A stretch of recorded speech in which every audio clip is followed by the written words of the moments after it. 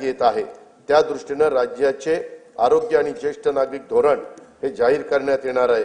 सर्वांसाठी घरे हे उद्दिष्ट येत्या 5 वर्षात साध्य करण्याचे राज्याचे नवीन गृहनिर्माण धोरण लवकरच जाहीर करण्यात येणार आहे।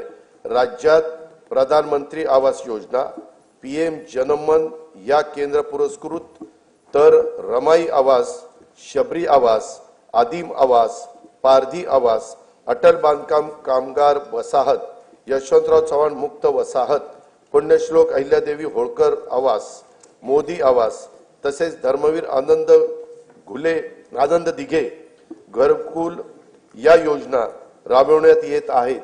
त्या अंतर्गत आतापर्यंत 44,07,000 घरकुल मंजूर करण्यात आली आहे।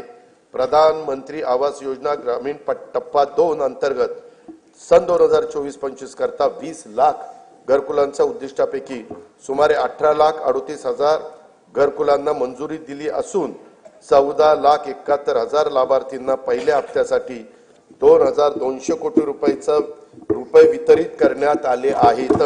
ही योजना राबवण्यात महाराष्ट्र देशात प्रथम क्रमांकावर आहे।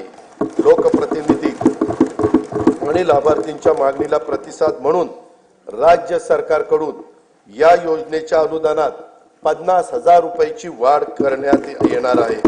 या सर्व घरकुलांच्या छतावर सौर ऊर्जा संच देखील बसवले जाणार आहेत।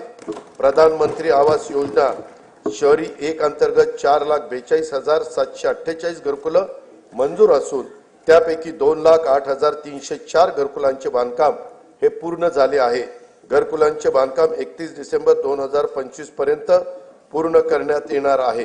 प्रधानमंत्री आवास योजना शहरी 2.0 अंतर्गत पुढील 5 वर्षासाठी 5 लाख घरकुलांचे उद्दिष्ट असून त्यासाठी 8,100 कोटी रुपयाचा निधी उपलब्ध करून देण्यात येणार आहे।